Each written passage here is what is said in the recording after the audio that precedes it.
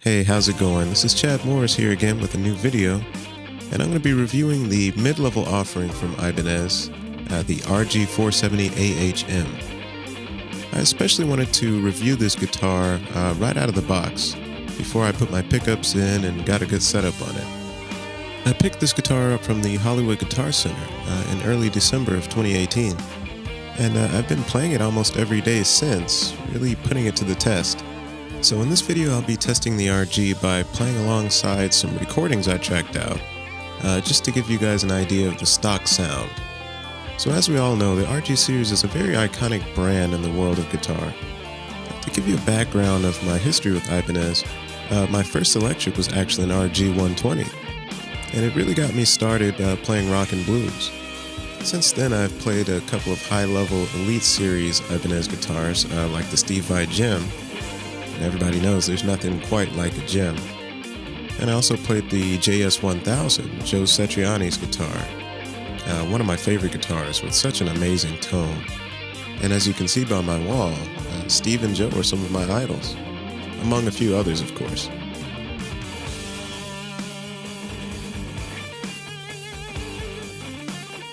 A little bit later on, I ended up buying a Ibanez PGM, the Paul Gilbert model. And Paul Gilbert is also one of my favorite instrumental rock guitarists of all time. Now the PGM, that was a really angry guitar. You know a guitar is mean when it doesn't even have a tone knob. Isn't that ridiculous? Another big influence earlier in my life was Yngwie Malmsteen. And because of this, I hand scalloped the fretboard on my PGM from frets 12 to 24 because I always heard Yngwie raving about the scalloped fretboard. And I actually ended up liking the feel of a scalloped fretboard. I remember I did it with a pair of pins with different grits of sandpaper on them, sawing away at the fretboard while I watched TV. Probably wasn't the greatest idea, but it actually came out fine. I may apply some scalloping to this RG too, but I may take it to a luthier instead. But anyway, back to the 470. I can honestly say that when it comes to playability, comfort, and the speed of the neck, this mid-level RG is just as fast and playable as the top-of-the-line offerings. The things that set it apart from these higher-level guitars, though, are of course the pickups, the materials used, and the generic bridge. But I'll get into that a little bit later. For now, let's check out the neck. So the 470AHM, it features the Wizard 2 neck. And it is pretty fast. I do really like this neck. Now I did play the RGA, which featured the Wizard 3 neck, but it just really didn't feel as fast to me as this Wizard 2 neck. I believe this Wizard 2 to be the best feature of this guitar. And when I gripped it, I immediately felt that I could scale the fretboard with ease and comfort. I am, though, a little bit partial to guitars with maple fretboards. I really like how they look, and I will always find a guitar with a maple fretboard very attractive. Now, when you look at the JS1000 and the Gem, they have maple necks, but the fretboards are rosewood. Rosewood and ebony too seem to be that fretboard material found on the higher level guitars. But I could really care less because that's how much I love maple fretboards. And who doesn't want a blonde anyway, right? So the RG470's body is made from solid ash, which is pretty common for this type of guitar. It comes with a standard Floyd Rose style double locking tremolo bridge. The locking nuts on the neck and the fine tuners on the bridge are good quality. You know, nothing spectacular, nothing fancy. It's just a generic trim bridge with a good range of movement both up and down. So once the strings were sufficiently stretched, they stayed in tune pretty nicely. If I aggressively subject the bar to effects, they may fall flat by a semitone or two. Now when I was recording the songs for this video, the tremolo arm washer did loosen, causing the bar to sway. This guitar was a floor model, sitting pretty low on the rack, so it probably was played a lot. Luckily it's a simple fix, I just tightened the washer from the back of the guitar. But all in all, I think this bridge is pretty solid. So the sound, let's talk about the sound. So the 470 features what Ibanez call quantum pickups. They're a medium output vintage style pickup. You also find these pickups on the Jim Jr., which I played a couple months ago. Now honestly, I was surprised by these pickups. They're actually not as bad as you'd think. I'm still changing them out for DiMarzio's though, but these things legit surprised me. Now when it comes to playing solo, they sound fine. But when you decide to play something other than legato or power chords, like for instance chords with multiple intervals, the voices are a bit muddy. Now when I played the Steve Vai Gem 7V underneath heavy distortion on the bridge pickup, I played that generic open E major chord that everybody knows, right?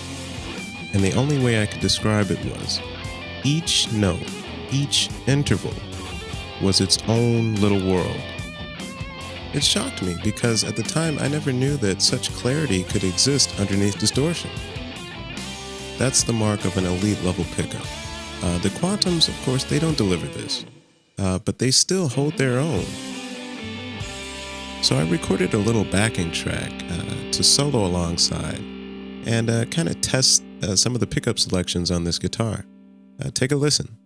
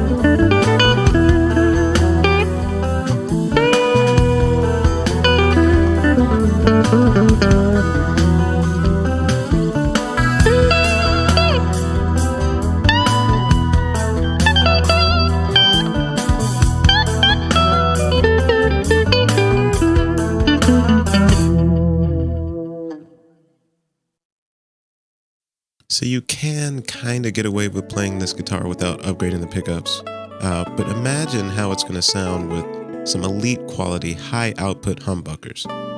It's just going to have a lot more power and clarity. So about the other components, the electronics and tuners, the volume and tone pots are in a good location and they feel fine. You could upgrade the tuners for a cosmetic thing, but the stock tuners are fine with me. And the price, so at just $500 new, I think the RG470 is a good deal. It's probably one of the cheapest double locking bridge RGs that you can buy, but it's still a quality instrument in my book. So in conclusion, I'm going to give this guitar an out-of-the-box score of 7.5 out of 10. because it was poorly set up with some fret buzz and some pretty high action. But I'm going to give it a potential score of 8 out of 10. This is considering the price and the playability, and what it could become with a little bit of work. It's a great guitar to pick up if you're under a budget and you just want something fast with a double locking bridge. You can take it to your guitar tech and get a good low action setup on it, put some high output humbuckers in it, and the thing will probably play pretty well.